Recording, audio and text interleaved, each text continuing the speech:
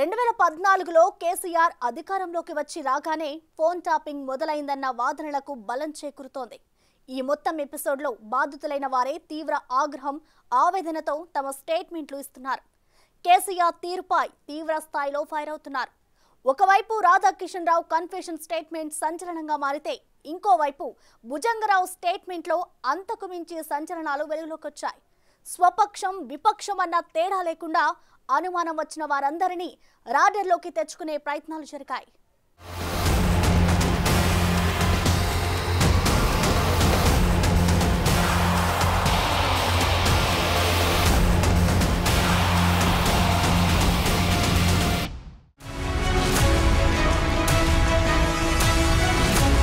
Phone tapping కేసులో తవ్వే కొద్దీ సంచలన విషయాలు వెలుగులోకి వస్తున్నాయి.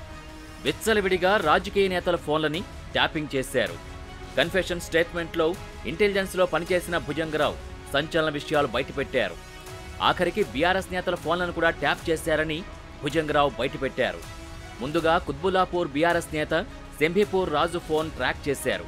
కారణం, కుత్బుల్లాపూర్ ఎమ్మెల్యేతో శంభీపూర్కు విభేదాలున్నాయి. ఎక్కడ రాజు గేమ్ నడిపిస్తారోనన్న కారణంతోనే ఇలా ట్యాప్ చేసి ఉండవచ్చన్న అనుమానాలు బలపడుతున్నాయి.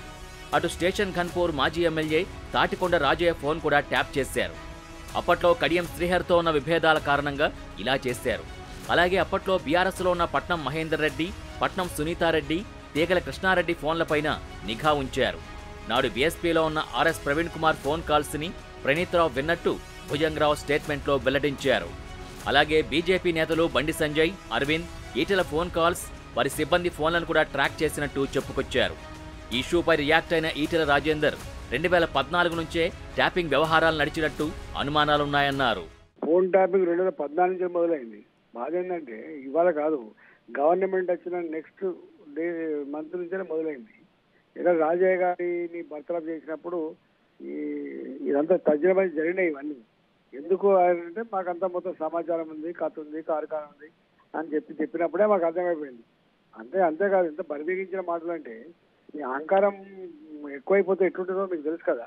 నాన్న మొత్తం సమాచారం ఉంది, అందరి కదలికల మీద నిఘా ఉంది, మీ అందరి జీవితాలు ఆధారం ఉన్నాయి, మీ అందరి చరిత్ర ఆధారం ఉందన్న మాట మాట్లాడుతున్నట్టే అహంకారమే కదా అంటారు. ఇక ఇంకేముంటే చెప్పండి, ఇవన్నీ చేయకుండా ఎట్లా సాధ్యమైతే చెప్పండి.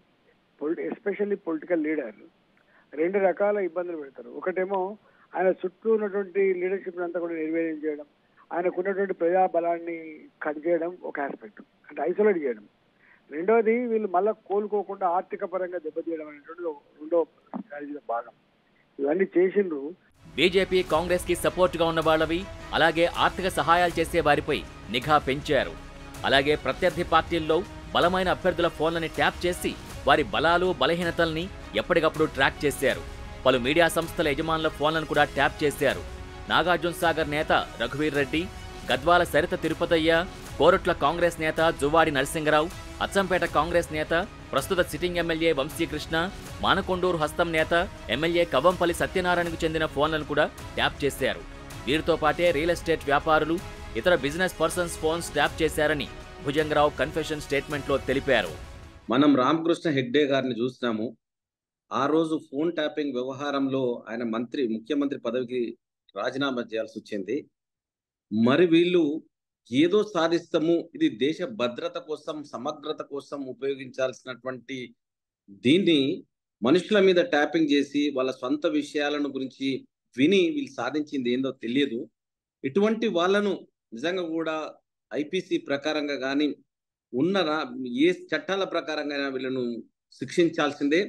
మరొక్కరు దీన్ని ఈ విధంగా చేయకూడదు అన్న భయం వాళ్ళు రావాలంటే తప్పకుండా వీళ్ళ మీద కఠిన చర్యలు తీసుకోవాల్సిందే. ఫోన్ ట్యాపింగ్ పై కాంగ్రెస్, బీజేపీ నేతలు సీరియస్ గా రియాక్ట్ అవుతున్నారు.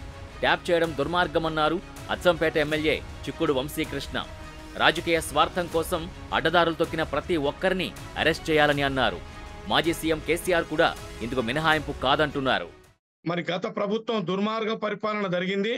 దాంట్లో కేసీఆర్ గారు సొంత పార్టీ వాళ్ళనే నమ్మకుండా వాళ్ళపైన నిఘా పెట్టి వాళ్ళ నిత్య జీవితంలో జోక్యం కల్పించుకోవడం, ఇది అత్యంత దుర్మార్గమైనటువంటి చర్య.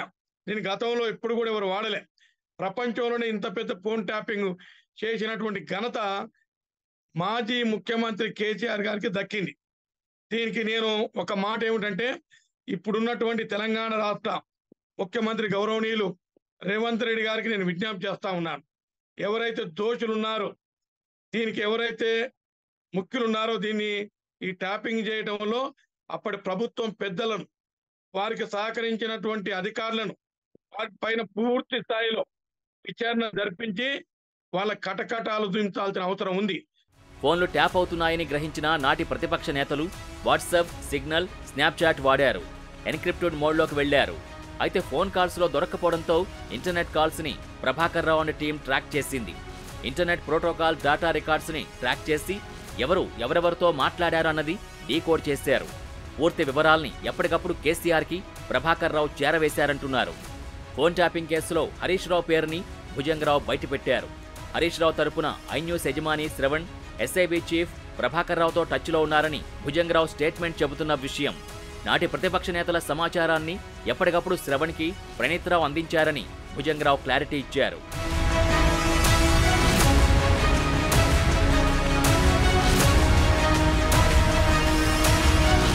ఈ మొత్తం ఫోన్ ట్యాపింగ్ కేసు మెల్లగా క్లైమాక్స్కు స్టేజ్కొస్తోంది. కేసీఆర్ హయాంలో ఎస్ఐబి చీఫ్గా ఉన్న ప్రభాకర్ రావు అమెరికాలో ఉన్నారు. ఆయన హైదరాబాద్ వచ్చి రాగానే అదుపులోకి తీసుకునేందుకు పోలీసులు రెడీ అవుతున్నారు. ఫోన్ ట్యాపింగ్ కేసులో ఎస్ఐబి మాజీ చీఫ్ ప్రభాకర్ కోసం పోలీసులు బ్లూ కార్నర్ నోటీసులు జారీ చేశారు. తెలంగాణ సిఐడి ద్వారా బ్లూ కార్నర్ నోటీసులు ఇష్యూ అయ్యాయి. నిందితుడిగా ఆరోపణలు ఎదుర్కొంటున్న వ్యక్తి అండర్ కవర్లో ఉంటే, లేదంటే గుర్తు తెలియని ప్రదేశంలో ఉంటే ఆయనకు సంబంధించిన సమాచారం, ఏ ప్రదేశంలో ఉన్నారనే వివరాలు తెలుసుకోవడానికి విచారణలో భాగంగా బ్లూ కార్నర్ నోటీసులు జారీ చేస్తారు. ఈ నేపథ్యంలోనే ఇంటర్నేషనల్ ఎయిర్పోర్ట్లని అలర్ట్ చేస్తారు. ఇప్పుడు ప్రభాకర్ రావు విషయంలో ఇదే జరిగింది. జూన్ 2 తర్వాత ఇండియాకు వస్తానని ప్రభాకర్ రావు చెప్పినా పోలీసులు పూర్తిగా నమ్మడం లేదు. మొత్తంగా ప్రభాకర్ రావు వస్తే ఈ ఫోన్ ట్యాపింగ్ ఇష్యూకి ఎండ్ కార్డు పడ్డం, ట్యాపింగ్ పాత్రధారులు, సూత్రధారులకు చెక్ పడ్డం ఖాయమంటున్నాయి పోలీస్ వర్గాలు.